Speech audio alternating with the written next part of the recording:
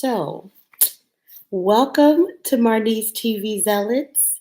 My name is Mary, and my partner in crime is Denise that just got back in town. Y'all, it's just me this time. I've watched episode 11 of season 2 of Star Trek Discovery, Perpetual Infinity. And I've had to watch it twice because so much is happening. Like, I wasn't ready. You know what I'm saying? Like, I loved it so much. Let's recap this episode. So it starts off with Michael waking up, where the last time we saw her, she was strapped with a chair, being tortured and dying. Woo. I have a whole thing about, them loving to watch Black women die. Anyway, so she thought she saw her mom. I mean, she did, but she doesn't know it because her mother's dead. She's had to go and live, with Vulcans. And she's had a mama this whole time. And so she's like, no, no, y'all. But it's true. And the realization that Michael has to go through was absolutely amazing. Like, Sonequa bodied every single one of her scenes. Now, I'm not saying that she's never acted until this moment, because she has, but who, like, Michael Burnham is going through a lot, and Sonequa is taking us on this incredible journey. I loved every minute of Sonequa scenes. So they're waiting for Dr. Burnham to wake up, and we, go over to Leland, see how he's been doing since he's been stabbed in the eye. You know what I'm saying? He's not doing great. Control has taken control of his body, and they say something like resistance is futile. It's like struggle is inevitable, or, whatever. And I'm sitting here like, is this how we get the Borg? Starfleet's worst enemy born from Starfleet? If so, that's what we get. We think, we've made it, we've achieved world peace. No, we still suck. Humans are terrible, and the Borg will now be proof. I don't love it that shows feel like they have to retcon everything, where I'm like, I would have been okay with not knowing where the Borg came from. I actually prefer that. But if this is how the Borg started, then this is a really smart way to do it. I loved how the actor portraying Leland really started to carry himself with that kind of confidence that you would expect from a Starfleet captain, but Leland never had it. So that subtle change of how he's now control, from who Leland was really nice. Like, I really liked it. We finally find out that Dr. Burnham is awake, and she only wants to talk to Captain Pike. And I'm like, oh, don't want to see the child. And they gave Michael her whole, like, 800 journal entries, mission logs, excuse me, of what she's been going through the last 20 years. And she's been pouring through that, ready to talk to her mom, ready to ask questions. And, she kind of, again, gets that hit where it's like, I've been mourning this woman for 20 years, and now you're telling me I can't see her. Like, whew, that was heavy. It was beautiful, but I mean, heavy and terrible. Okay, I'm sorry.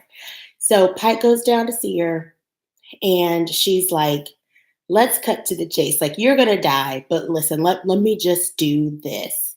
Y'all have to destroy the sphere data. I thought that there would be a way to protect it, but you can't do it. Like, no small talk, just let's do this. Like, we have to get going. I need to get back to my mission because I have to save not the world, not the Federation, but the universe. And who does that sound like? Oh, it sounds like her daughter, Michael. Okay. I was wondering where she got that from. She get it from her mama. That's where.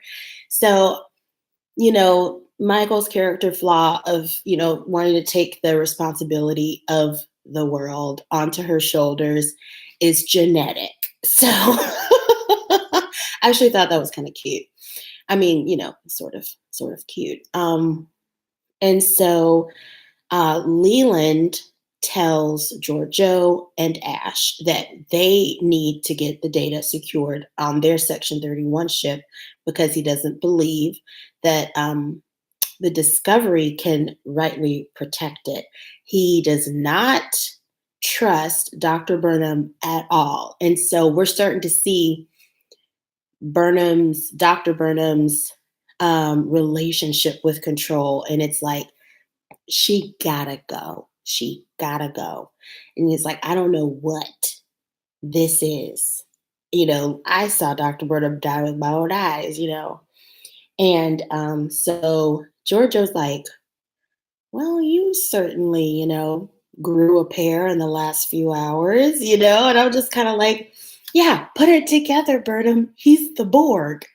And so, no, I mean, sorry, put it together, Giorgio. He's the Borg. And so Ash goes down and he's going to try to start stealing data of the sphere on the Discovery when they try to delete it and say, you know what, no one can protect us. Let's just delete it. Saru is like, no, but they decide to do it anyway. And the sphere data is protecting itself, setting up firewalls in so many different languages that Saru does not know, so they can't get through it. And so Tyler decides, okay, well, they're still trying to do the right thing. We don't need this data. Discovery is going to find a way. So, of course, Control's like, all right, I got to manipulate someone else. It's like, I know both of you have feelings for Michael, but blah, blah, blah. Man, that manipulation was so good. Like, the way that Control was working Ash and Giorgio was top notch. Um, so Michael and Spock, finally uh, are able to talk Pike into letting Michael go down and talk to her mom. And the crazy realization is Dr. Burnham has no idea what the red signals are. It's still a mystery. I thought the red signals had been connected to the Red Angel this whole time when they have not. And we started seeing it last episode when there were times that the Red Angel appeared when the red signals did not. There were times when the red signal appeared when the Red Angel did not, like New Eden. And so I don't know if that's Control trying to catch her or if that's a residual that she's been there so many times. You know what I mean? And next week they're saying that the red signal has been appearing over a Klingon planet and you know, Dr. Burnham didn't mention Klingons. And so Dr. Burnham has been traveling the universe trying to fix time so it won't end in a apocalypse, a catastrophe, the end of all life. And that kind of reminds me of The Flash, where it's kind of like, let me go back and save Iris, or let me go back and save my mom, like trying to save like change small things to make the future better. And so trying to keep the timeline without disturbing too much. And so, like, her taking that group of people that would have died on Earth during World War III to another planet so she can be able to live somewhere 1,000 years in the future. Like, that was so crazy smart. And I feel like it confused me at first because I thought they were sending her to a specific place in 900 years in the future. But I think they're just sending her to that time. So she was able to tether herself to Terralisium. That's what I'm assuming. I wish they would have gone further into Dr. Burnham's explorations. But when Michael first sees her mom, she's like, no, no, like I can't do it. Like I've seen you die 100 times. Like I had to let you go a long time ago. And how she was so hardened, but like she felt so much saying, that's her baby, that's her child. And she had to make herself hardened to it because what if she's had that conversation with her before? What if this has happened before? She knows that it won't work and she's got to go out and fix it again. Do you see what I'm saying? So, um, Leland Control talks Burnham into going down and interfering with the data switch. What they're going to do is they're going to transfer the sphere data into the Red Angel suit. So it's inside of her. It's impenetrable. She's got that time crystal. Like they could send the suit way out into the future where no one can find it or access it because the Red Angel suit is DNA encoded. So like no one else can really get in there and figure out a way to tether Dr. Burnham to their time. So they start the process up. Giorgio puts a little bug nearby and it's starting to pull data, making a copy to send to Section 31. And they have a really great talk, mother to mother. She's like, please take care of Michael. I have to leave. Like, they're going to let me go. I can feel it soon because the future is starting to pull her back. Like they're using a lot of power to keep her inside of the containment field. And man, Giorgio turns off the transmitter when she realizes that Leland called Dr. Burnham an, uncalculated risk. And Dr. Burnham said that control sees her as an uncalculated risk or something like that. And she's like, okay, I knew something was off with him. I need to warn Ash. And so Ash goes in there to check on Leland. Why is his face half opened? Like in a place where they would put a Borg thing. I'm like, oh, Leland jumps up, stabs him. And I'm just like, if Ash dies, mm-mm. Ash cannot die. He needs to have one more kiss with Michael before he dies. But he lives. There's like an escape pod with Ash on there at the very end. Don't worry. I was anyway. So everybody goes down. Leland comes down there. They're all fighting to the end. You know, Dr. Brenham is like, look, send me back. Like, I feel like everyone watching Discovery is like, send her back. She like y'all can do this again. Like, come up with some coordinates. Like, you'll see her again. Just get the suit out of there before Control gets any more data. Giorgio and Leland have one of the best fight sequences ever. Not ever. It was great though. And they have to destroy the containment field. But before that, Leland destroys the time crystal. So the suit gets pulled back and Dr. Burnham gets pulled back. She's in the future without the suit, without, her powers.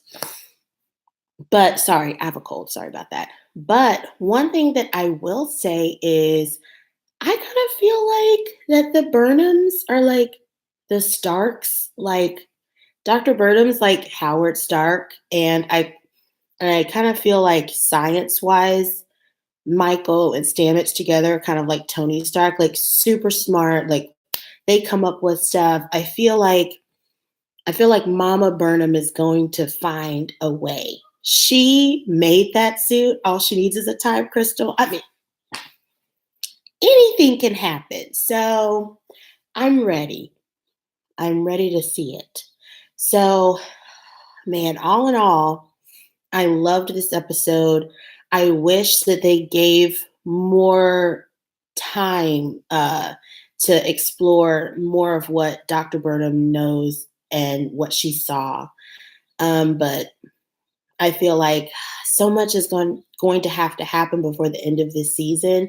I feel like they did what they could, and I liked it. I liked it for the most part. Not the strongest episode of the season, but it was highly enjoyable. So next time we'll see. They're going back to the Klingons, so I'm excited to see how they're doing. So until next time, guys. Bye.